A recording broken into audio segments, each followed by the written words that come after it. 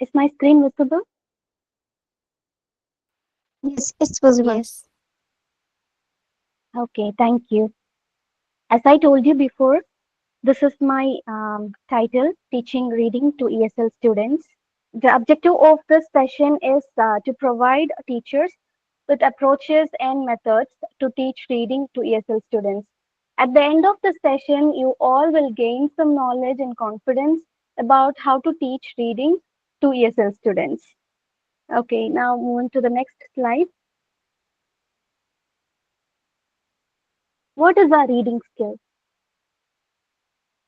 Reading skill is not just about reading a chunk of words blindly. Like if you don't understand anything from the content and you're reading it, and there is no use of reading it, right?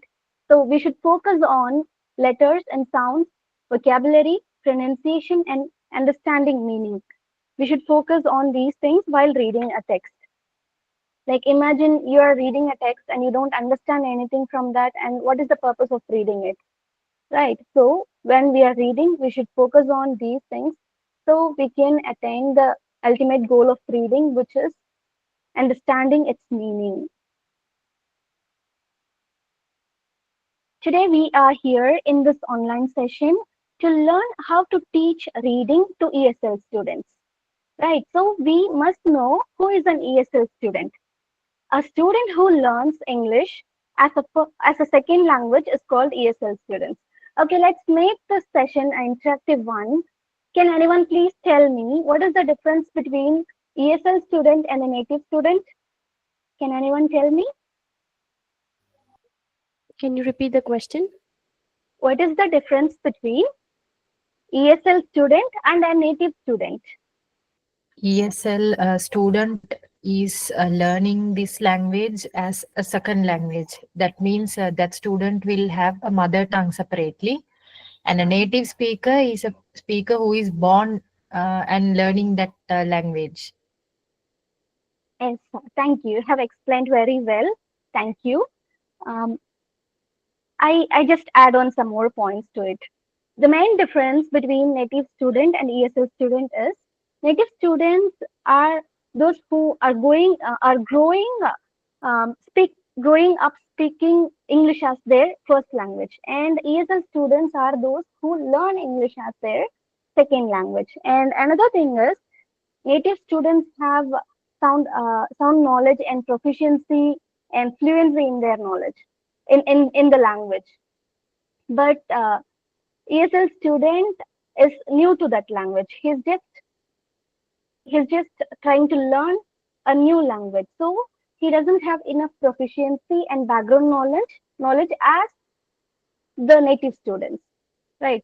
So like as ma'am said, um, ESL students have their own mother tongue. Like a country like India, example, take a country like India. We have many states, and each state has its own language, like Hindi, Malayalam, Kannada, Telugu, Tamil, like that. So, as the student have already have a native language, learning a new language is somehow difficult for that student. So, obviously, in this learning process, in this learning journey, the students, ESL students, are going to face some difficulties, right? So we have to know about what are the difficulties they are facing, so we can give them, we can guide them, we can facilitate them better. Now, moving to the next slide. In this slide, we are going to understand what are the difficulties the ESL learners face. They are lack of background knowledge, limited vocabulary, pronunciation, lack of motivation and confidence, insufficient practice. All these things are the difficulties they are facing, the ESL students are facing. Um, Let me explain all these 5 points in detail. The first point is lack of background knowledge. The common struggle faced by ESL students, right? They don't have enough background knowledge. When they don't have enough background knowledge about the subject, it is hard for them to understand. For example, imagine you're teaching a student from China, and you're going to conduct a reading activity with the title tree. If you tell tree, the child may not understand what tree is because he is new to that language. In Chinese, tree is called as shu. So it is obviously different for him. So what you can do is to activate the background knowledge of the student, you can show a picture, or you can use a flashcard, or you can show some videos about the topic, like about a tree, how it looks like. So the student can understand the the content, the topic, what the topic is. So he or she can understand what the teacher is teaching in a better way. Using these kind of it's like a um, real life objects like flashcards, pictures will help the students to understand in a better way. The next thing is limited vocabulary.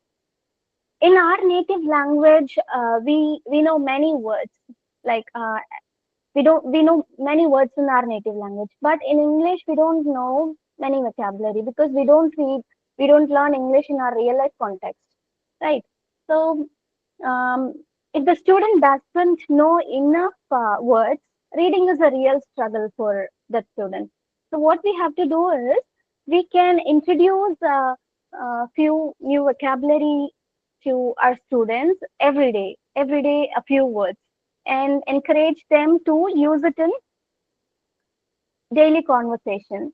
So you can conduct the activity for like 5 minutes, teaching them new words and explaining the meaning and how you can use it, framing sentences with new vocabulary. You can conduct all these activities. Just it will take just 5 minutes of your class. So you can try that because as a teacher, teaching and completing all the lesson plans, it is not the only goal, right? I hope you all understand. It is not our only goal. We are sculpting the kids, so we have to take some extra efforts to make them shine better, to make them stand out of the crowd, right? So we can introduce new vocabulary and train them every day. Like next one is lack of motivation and confidence. This is the major thing.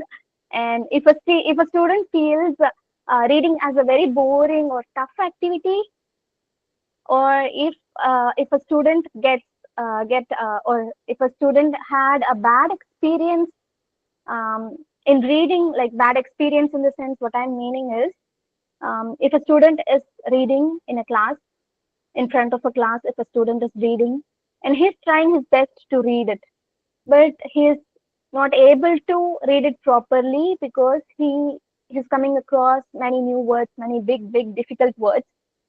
What happens is he will be stuck in one point, and he everyone starts laughing at him, and other fellow students will make fun of him. So students will get a bad experience in this, and obviously he will feel very bad in front of the class.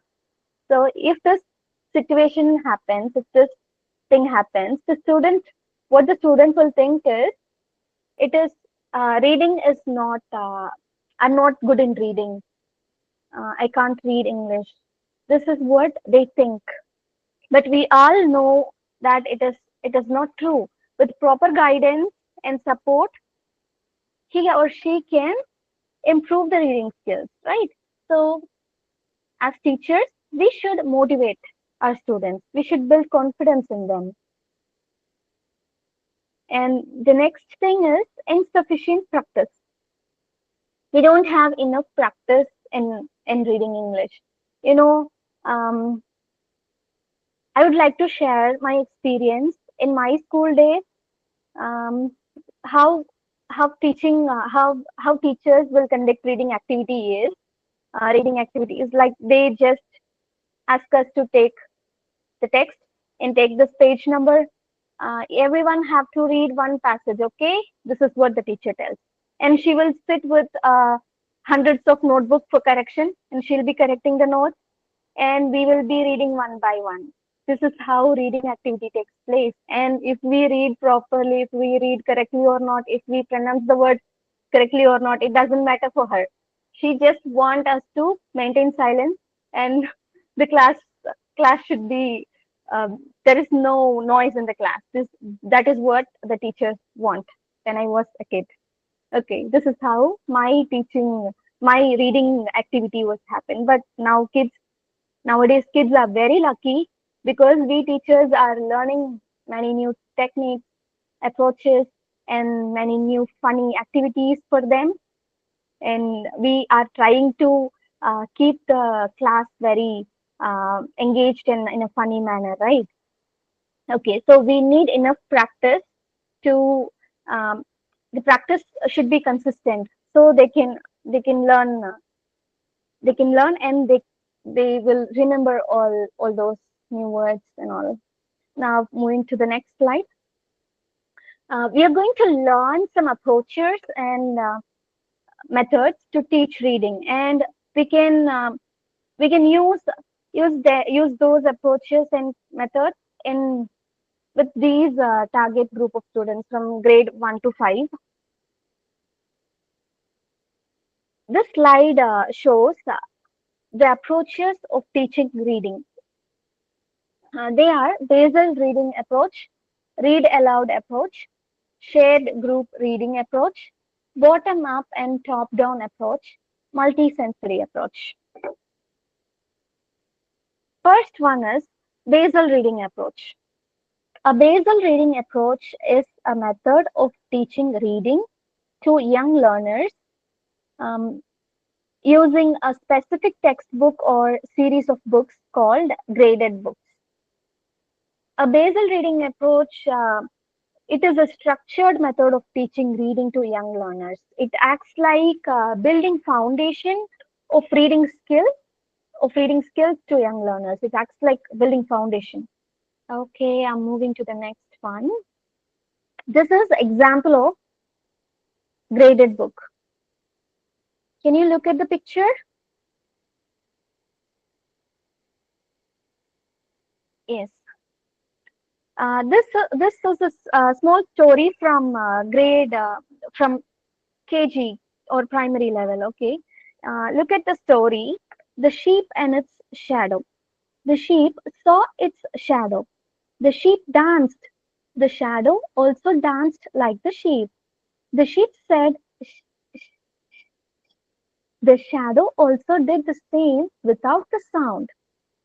The sheep ran to their shoe shop. The sheep pulled its mother out and said, "This is following me." The mother smiled and said, "This is your shadow." The sheep said, "Oh, this is called shadow, is it?" The mother said, "Yes, yes, yes." Both the sheep danced. Sh- sh- sh- sh- Their shadows danced too. What do you understand with this story? Like how this story will help in reading skill. It connects the sound and the letters.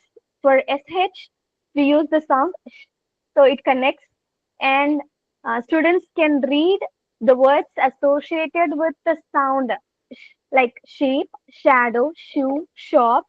And another thing is the words are repeated again and again, right? So they can remember the story and they can remember the words, as it is so funny, like we have never seen a sheep dancing, right?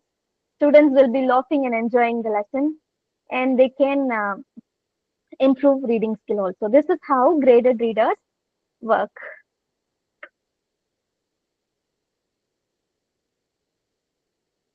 Graded readers materials. I told you that um, this book's difficulty level will increase as per the grade, right? Look, for they have each book for all the grades. We cannot take a book from grade 6 and teach it in grade 1. It differs. The difficulty level differs. So we have to get the correct book for each grade. Okay, the next approach is read aloud approach. The read aloud approach to teach reading involves a proficient reader, usually a teacher, reading a text aloud to a group of students. It's a valuable technique for fostering a love for reading, building vocabulary, and enhancing comprehension skills. In this approach, what teacher will do is teacher will read the text aloud to the students, and student will listen and and participate as per the teacher's instruction. So we can also make this session interactive by pausing for discussion. Like you can ask if the topic is about tiger, ask children, have you seen a tiger before? The students will be very happy to share their ideas and thoughts. Yes, ma'am, I have seen a tiger. I went to zoo last month. I have seen a tiger, like that. They will be very much excited to share their experience. So give them chance to speak in your class. Okay, so we can also learn many things from kids and encourage them for predictions. Like example, you can ask, what will happen next? What will happen to the tiger? Like that. Have some energy and have some expressions while reading. Okay. Um, I have given the story. We can take this as an example and practice this approach, read aloud approach. Like while introducing the topic, you can say, in search of flowers. Children, have you seen flowers? Do you like flowers? They're so soft, right? You can introduce the topic like this, and they will be very excited and curious to know more about it. So while reading, we should be loud, clear, and also slow down. One morning, Katie went in search of flowers for her mom. It was early in the day, and the grass was still wet. Birds were singing all around. She looked up into a maple tree. Here, if you think the word maple tree is difficult for the child, you can repeat it twice or thrice. Which tree? Maple tree. Children, repeat after me. Which tree? It's maple tree, like that. So they know how to pronounce that word, right? They will be very interactive if you do this. I hope I'm clear now. Can we move to the next slide? Yes, please. Yes, thank you. Yes. Now we are going to see another approach which is called shared group reading approach. Shared group reading is a collaborative literacy approach which in where a teacher and students read a text together. It is a dynamic process that involves active participation from students, fostering a supportive environment for developing reading skills and allow for reading. Whatever we teach, we have to assess. Teaching is not a big thing. Like after teaching, no, we have to give some assessment. We have to conduct assessment, and so we can understand where our students are. Are they in the first chapter or in the sixth chapter? We can understand. It helps us to um, identify and track their growth, and if needed, it will be helpful for us to provide feedback for the students, right? So assessment in teaching is crucial for understanding their progress in learning. So as I told you, and this, assessment is very important. I would like to conduct a quiz now. It will be related to what we have learned now, about the approaches we have learned now. So please be active. The questions are going to be very easy, I swear. Okay, let me read the first one. What is the main purpose of the multisensory approach in the teaching reading? Can anyone please grab the opportunity? Option Hello, B. can you repeat the question? To help students learn using multiple senses. Yes, yes. Thank you. Thank you for the participation. Others, please don't worry. I have so many questions. You also will get chance. Okay. Thank you. The answer Yes, is Thank you. The answer is to help students learn using multiple senses. That is the main purpose of multisensory approach, right? Now moving to the next. After reading a story, what type of activity is commonly used to check comprehension? Memorizing the text, discussing the main characters and events, writing a summary of the story. Discussing the main characters and events. Yes, thank you. The answer is correct. This is commonly used to check their comprehension. After conducting a reading session, we have to discuss with the kids, like so how far they have understood the main events in the story, right? The third one is, what is the primary purpose of grader readers in the basal reading approach? What is the primary purpose? To focus solely on phonics instruction, to gradually increase reading difficulty, to introduce complex vocabulary immediately. What is the primary purpose of grader uh, readers? Well, to gradually increase reading difficulty. Yes, thank you, Sharif. Thank you. The answer is correct. In graded readers, we gradually increase the reading difficulty. It increases um, as per the grade, right? Okay, Fazla, before going to the next question, Yes, Mr. sir. Arnold raised his hand, so maybe he has something to say. Can we take Yes, answer yes, or sir. hear from him? Mr. Arnold, yes. Would you like to say something? To answer that question by saying that you reviewed the main topic Mhm.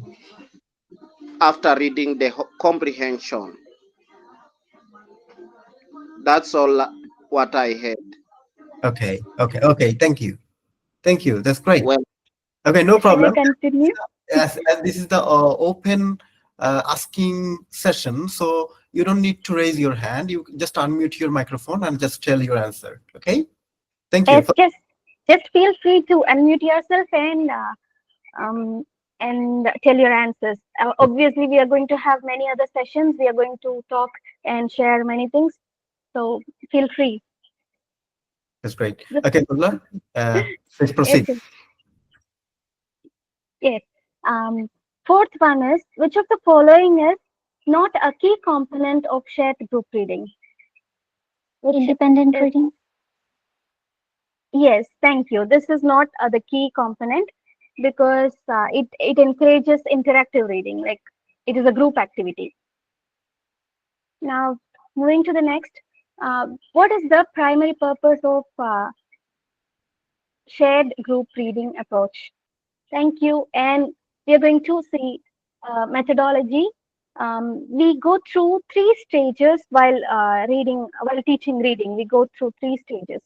So we have to follow this method, which is pre-reading activity, while reading activity, and post-reading activity. Um, okay, let's take this story as an example. Um, please read the story. I'll wait for 1 or 2 minutes. Please read it by yourself. Have you read the story? Okay. We have to concentrate on three things: pre-reading activity, while reading activity, and post-reading activity. Whenever we conduct a reading activity, we have to follow this. Like in a pre-reading activity, what you have to do is you have to activate students' background knowledge. Like here, you can increase the curiosity of the students. Like if your example, take the story. It is a story about a puppy. So what you can do is you can show a picture of a puppy to your students, like, and ask the question: have you ever seen a puppy? Children, do you have a puppy in your home? Like that, you can ask them, and they will come out with plenty of answers. And using TPR method, we can teach our kids plenty of action words, like vocabulary, action words to them, like total physical response. TPR in reading includes using physical actions and movements to help learners understand and remember what they read. It is a method that connects language with physical activity. It is making learning more engaging and effective, especially for beginners. Um, for example, If just think, teacher is teaching some action words. Like what she can do is, if she's telling the word clap, she can clap in front of the students, clap. So the children can connect the word and the action, so they will learn quicker. So in this method, the children listen, watch, and then imitate the teacher. First, the students will listen what teacher is telling, what teacher is doing in action, and they will watch it, and then they will imitate. This method simultaneously activate child's visual, auditory, and kinesthetic senses. Like this helps the children to gradually understand new language in a holistic way. They can understand gradually, like they can learn many action words through this method. And finally, we have come to the conclusion. Reading is the gateway for children that makes all other learning possible. So let's make the reading activity more effective and lively to our students, and let us facilitate them to shine in a better way. Thank you. Thank you for your patience. Thank you for your time. And thanks for the opportunity. Happy reading.